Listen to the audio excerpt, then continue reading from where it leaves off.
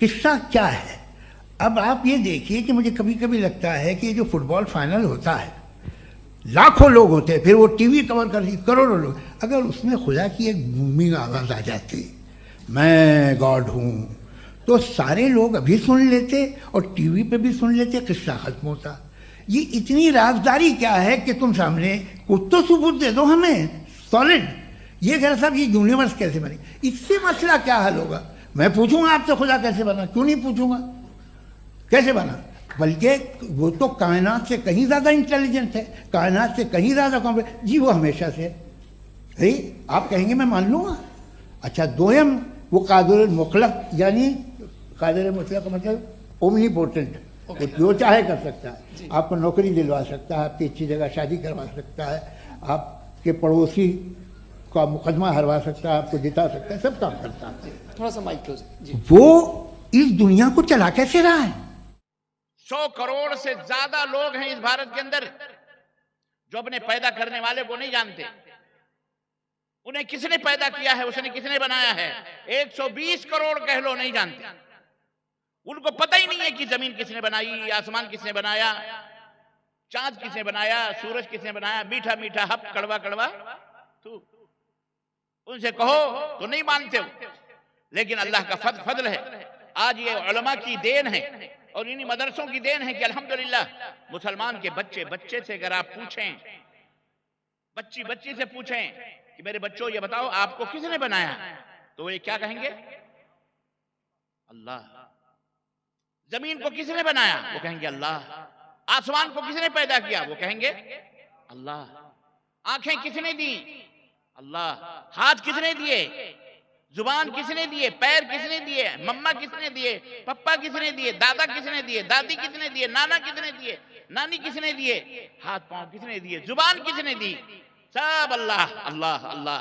اللہ کا شکر ادا کرو، 120 کروڑ لوگ اس بات کو نہیں جانتے ہیں آپ کے بھارت میں، اور پوری دنیا کی بات چھوڑو، صرف اپنے ملک کی بات۔ مولانا صحیح ہے کہ نہیں صحیح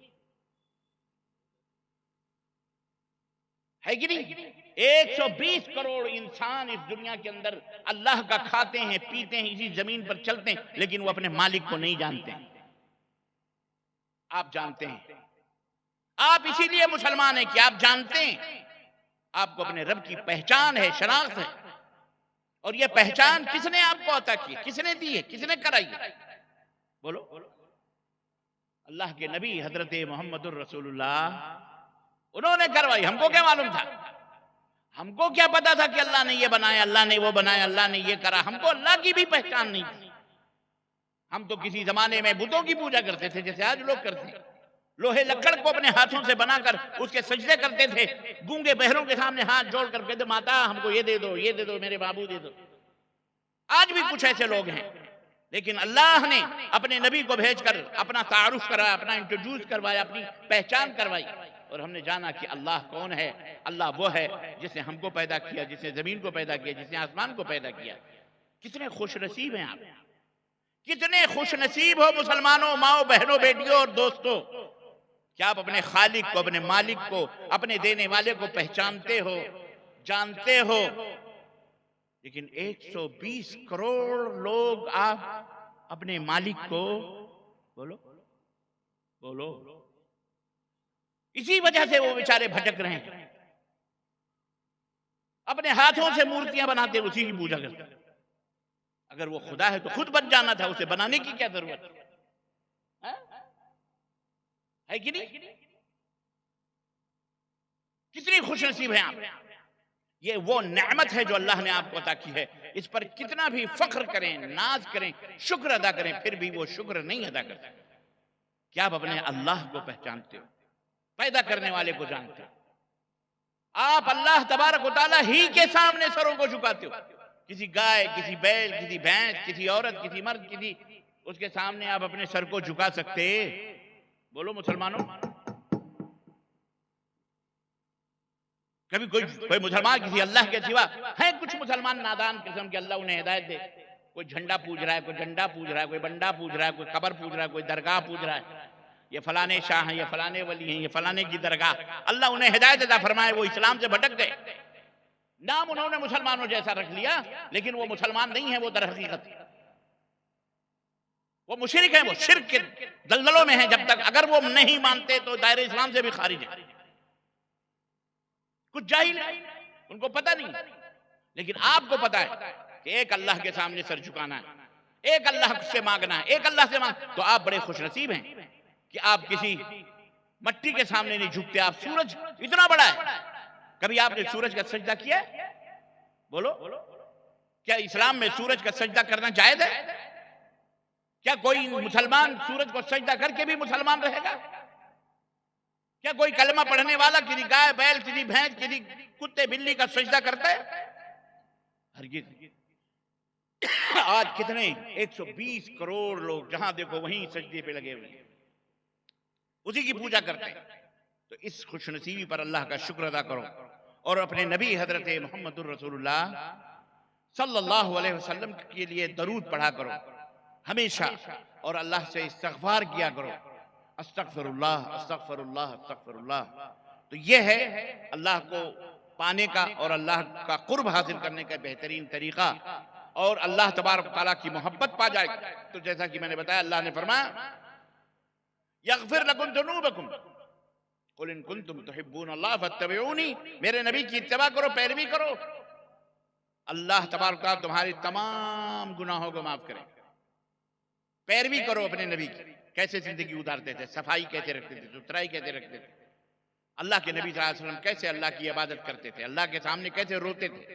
ابھی آپ نے ہم سے پہلے جو مقرر تھے وہ تقریر کر رہے تھے کہ آپ جب نماز پڑھتے تھے تو آپ کے سینے مبارک سے عزیز المرجل چکی جس طرح گھر گھر چلتی ہے، نماز پڑھتے تھے تو روتے تھے، اور اس طرح سے اپنے آہوں کو اور اپنی آوازوں کو دباتے تھے جیسے چکی دبا کے چلتی ہے تو آوازیں آتی ہیں، یا پانی جس ہڈی میں کھولتا ہے اور اس میں سے ایک آواز آتی ہے خط خط خط خط خط خط، اللہ کے نبی کے سینے مبارک سے اللہ کے خوف اور محبت سے اسی طرح کی آواز آتی تھی۔ کبھی اللہ تعالیٰ کو سوچ کر کے کبھی اپنے آنکھوں کو بھگو، کبھی رو لو اللہ تعالیٰ سے تنہائی میں۔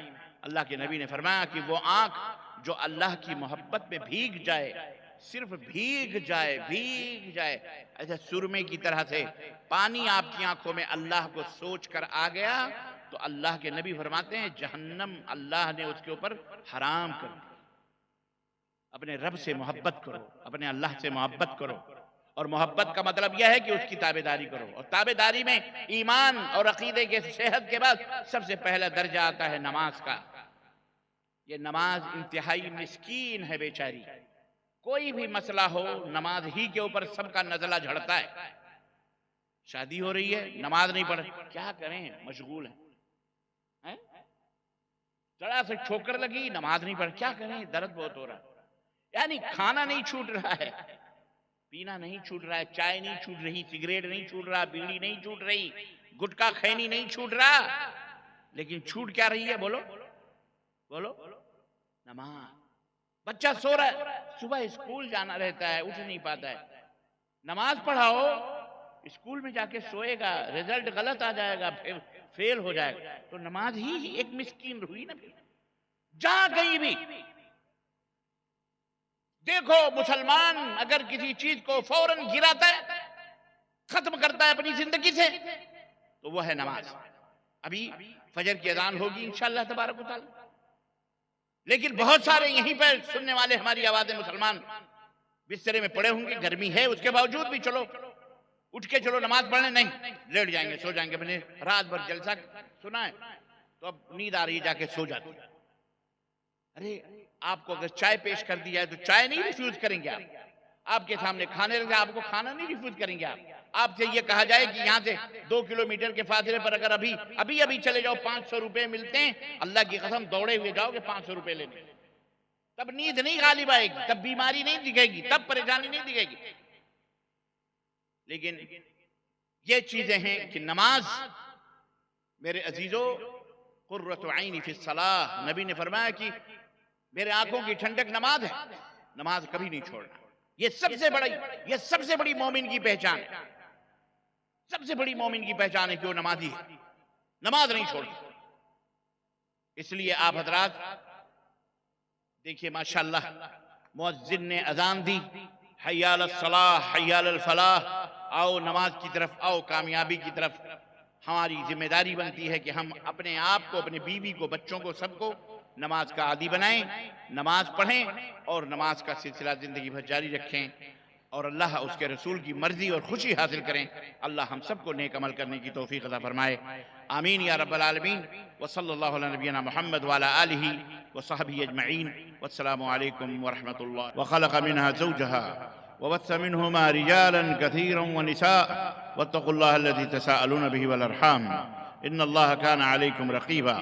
या अय्युहल्लज़ीना आमनुत्तक़ुल्लाह व क़ूलू क़ौलन सदीदा युस्लिह लकुम अअमालकुम व यग़फिर लकुम ज़ुनूबकुम व मन युति'िल्लाह व रसूलहु फ़क़द फ़ाज़ फ़ौज़न अज़ीमा। अल्लाहुम्मा सल्लि अला मुहम्मद व अला आलि मुहम्मद कमा सल्लैता अला इब्राहीम व अला आलि इब्राहीम इन्नका हमीदुम मजीद। अल्लाहुम्मा बारिक अला मुहम्मद व अला आलि मुहम्मद कमा बारकता अला इब्राहीम व अला आलि इब्राहीम इन्नका हमीदुम मजीद। तमाम किस्म की हम्द व सना, किबरियाई और बड़ाई उस अल्लाह तआला वजल के लिए लायक ज़ैबा है जिसने हमें और आपको पैदा फरमाया, और बेशबहा दरूद व सलाम उस ज़ात मुबारका मुतहरा पर जिनका नाम नामी इसमें गिरामी अहमद मुश्तबा मोहम्मद मुस्तफ़ा सल्लल्लाहु अलैहि वसल्लम। मुअज़्ज़ज़ उलमाए कराम, स्टेज पर रौनक अफरोज और सामिईन इज़ाम, नौजवान दोस्तों, बुजुर्गों और भाइयों और काबिल एहतराम इस्लामी माँ और बहनों और अजीज बच्चों,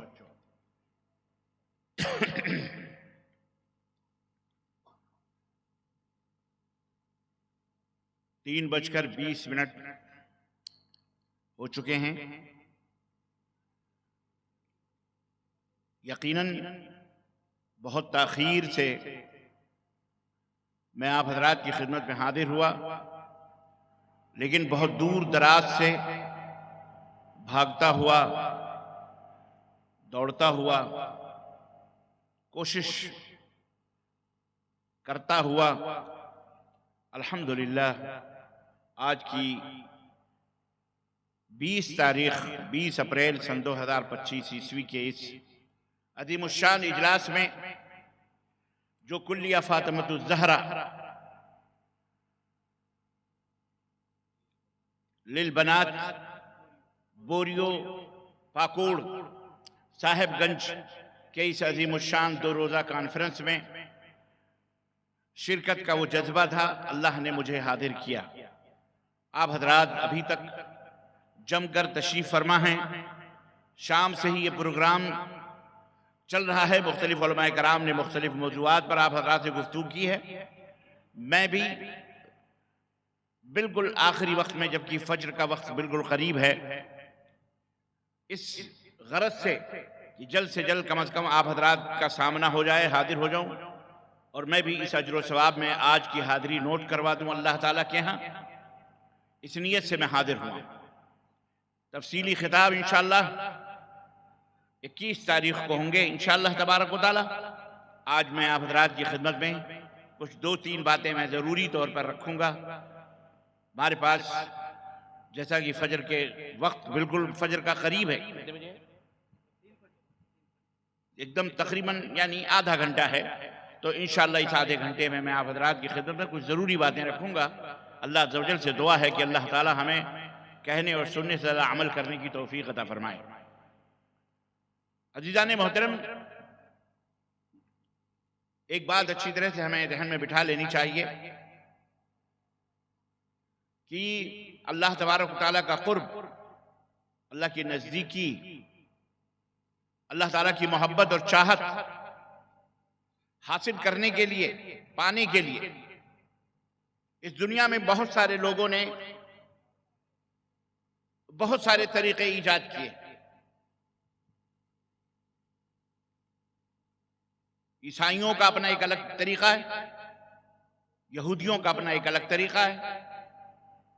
इवन हमारे भारत के अंदर आप देखेंगे कि बहुत सारे ऐसे कौम ऐसी है जो नंगे धड़ंगे घूमती है।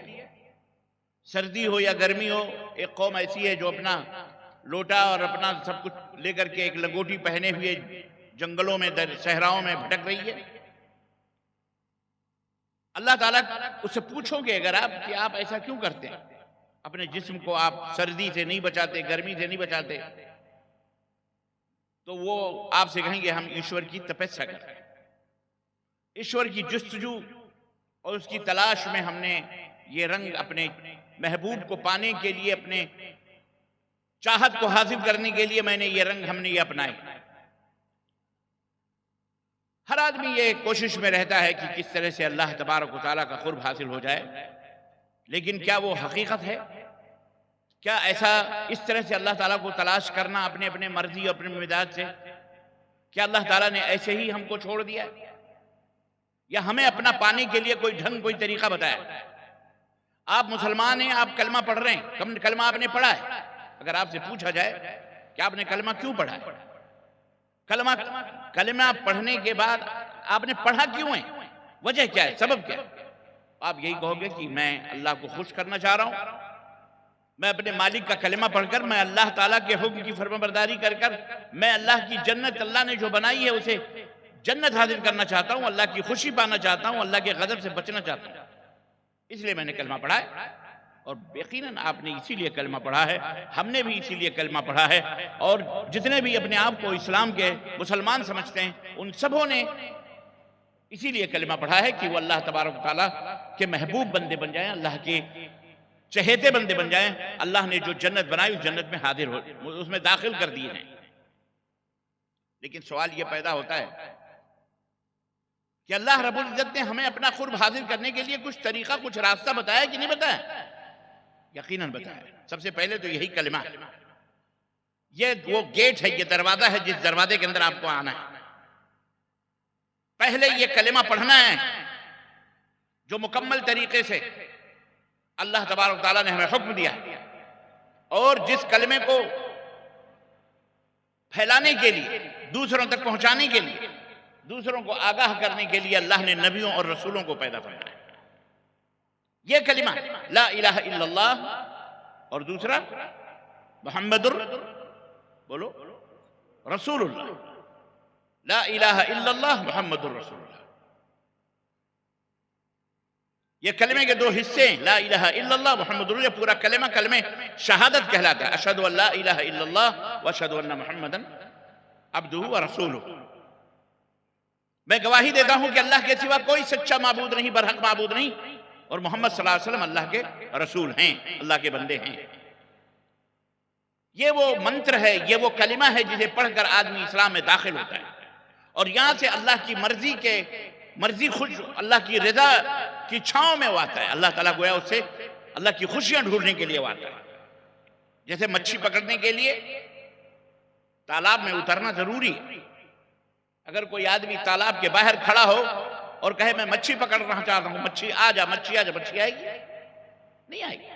جب تک آپ تالاب میں اترو گے نہیں، جب تک مچھی آپ کو نہیں ملے گی۔ بالکل اسی طرح سے جب تک آپ یہ کلمہ نہیں پڑھو گے، چاہے اپنے آپ کو جا کر کے کہیں قربان کر دیں، کہیں آپ جا کر کے اپنے آپ کو ہلاک کر دیں کہ ہم اللہ کی خوشی چاہتے ہیں، آپ کبھی کامیاب نہیں ہو سکتے۔ ضروری ہے کہ یہ کلمہ پڑھیں، اور اس لا الہ الا اللہ محمد رسول اللہ کا مطلب یہ ہے کہ اللہ کے حکم کی فرمانبرداری کریں اور محمد رسول اللہ صلی اللہ علیہ وسلم کی تابعداری کریں۔ اللہ کی توحید، اللہ کے ساتھ کسی کو شریک نہ بنائیں، ساجیدار نہ بنائیں۔ بہت آسان طریقہ ہے۔ اللہ ہی معبود ہے، اللہ ہی مشکل کشا ہے، اللہ ہی حاجت روا ہے، اللہ تبارک و تعالیٰ ہی دکھوں کو دور کرنے والا ہے، سکھ دینے والا ہے، اللہ ہی ساری چیزوں کا مالک، اللہ مالک الملک، اللہ تمام بادشاہوں کا بادشاہ ہے۔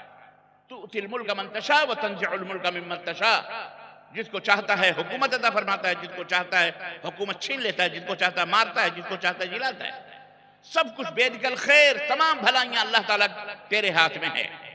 اللہ ہر چیز کے اوپر قادر ہے۔ یہ ایمان ٹھوس ہونا چاہیے، مضبوط ہونا چاہیے۔ میرے بھائیوں، میرے بہنوں، میرے عزیزوں، میرے دوستوں، یہ دل کے اندر اتنا مضبوط ہونا چاہیے کہ دنیا کی کوئی طاقت ہمارے سامنے آ جائے، گردن پر تلوار رکھ دے، کہہ دے انکار کرو کہ اللہ تعالیٰ مشکل کشا نہیں، حاجت روا نہیں، معبود برحق نہیں، اسے کہہ دو جان جانا گوارا ہے، لیکن اس کلمے سے ہٹنا گوارا۔ یہ ہے کلمہ توحید۔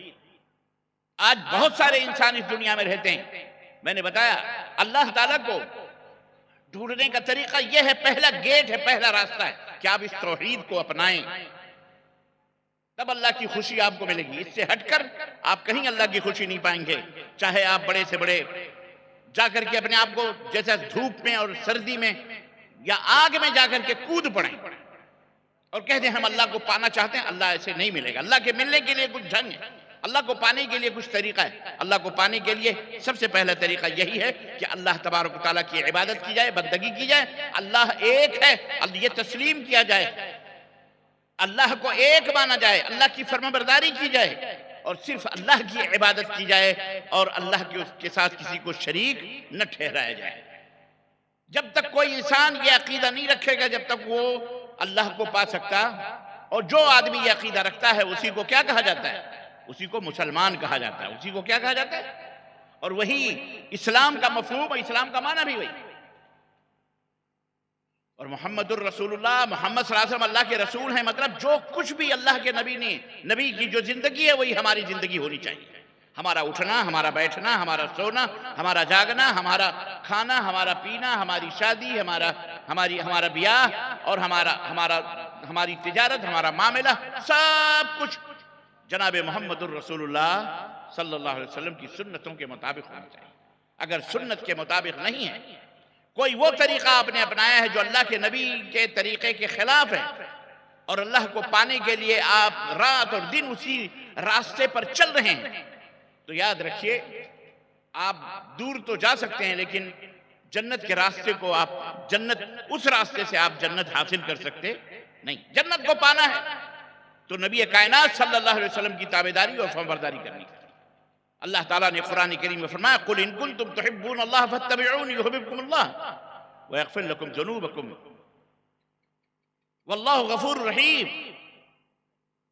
اے میرے حبیب پوری دنیا کے لوگوں سے یہ کہہ دو، یہ اعلان کر دو، یہودیوں سے بھی کہہ دو، نصرانیوں سے بھی کہہ دو کہ تم سب ایشور اللہ کی محبت میں ادھر ادھر گھوم رہے ہو، بھٹک رہے ہو۔ تم اگر اللہ تک پہنچنا چاہتے ہو، اللہ کے محبوب بننا چاہتے ہو، اللہ کے چہیتے بننا چاہتے ہو، فَاتَّبِعُونِي، تو میرے پیچھے پیچھے چلو، یعنی محمد الرسول اللہ صلی اللہ علیہ وسلم کی تابعداری کرو۔ اللہ کے نبی نے جو فرمایا جب کہیں کھڑے ہو جاؤ تو کھڑے ہو جاؤ، جب کہیں بیٹھو تو بیٹھو۔ اللہ کے نبی کی زندگی کو پڑھو، آپ کی سیرت کو دیکھو، آپ نے اپنی زندگی کیسے گزاری، کیسے نماز پڑھی، کیسے طہارت حاصل کری، کیسے پاکی حاصل کی، کیسے اللہ کو منایا، کیسے اللہ کو دنایا، کیسے اللہ تعالیٰ کی نزدیکی حاصل کی، کیسے اللہ تعالیٰ کو خوش کیا اللہ کے نبی صلی اللہ علیہ وسلم نے۔ لَقَدْ كَانَ لَكُمْ فِي رَسُولِ اللَّهِ أُسْوَةٌ حَسَنَةٌ، اے مسلمانوں تمہارے لیے، اے دنیا کے لوگوں تمہارے لیے محمد الرسول اللہ صلی اللہ علیہ وسلم کی زندگی ایک بہترین نمونہ ہے۔ اپنے نبی کو دیکھو، اپنے نبی کی زندگی کو پڑھو، سیرت کو پڑھو۔ آج کتنے مسلمان ہیں جو نبی کی سیرت کو پڑھتے ہیں؟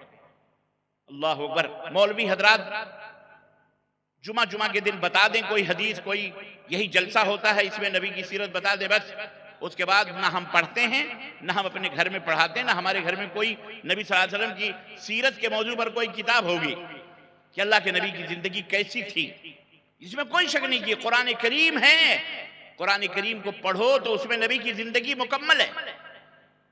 نبی صلی اللہ علیہ وسلم کیسے رہتے تھے قرآن بتلاتا ہمیں، اور اسی طرح صحیح بخاری، صحیح مسلم، ترمذی، ابو داؤد، نسائی، ابن ماجہ، یہ سب جو احادیث کی کتابیں ہیں اس میں نبی صلی اللہ علیہ وسلم کی سیرت بھی موجود ہے، آپ کی زندگی کا مکمل خاکہ موجود ہے۔ ہمیں کیسے عمل کرنا، اے میرے مسلمان بھائیوں، اس کی بہت ضرورت ہے، میری ماں بہنوں بیٹیوں، اس کی بہت سخت ضرورت ہے کہ ہم خود بھی پڑھیں اور اپنے بال بچوں کو بھی پڑھائیں کہ نبی کائنات صلی اللہ علیہ وسلم کیسے رہتے تھے۔ اگر آپ کو پتہ نہیں ہوگا تو آپ کو کوئی بھی ادھر ادھر انگلی پکڑ کے کوئی درگاہ پہ لے جائے گا، کوئی مزار پہ لے جائے گا، کوئی جھنڈا، کوئی تعویذ، کوئی گنڈا، کوئی پلیتا، کوئی حرام، کوئی کفر، کوئی الہاد، کوئی شرک، نہ جانے کہاں کہاں لے جا کر کے آپ کو بھٹکا کر جہنم کے راستے پہ ڈال دے گا۔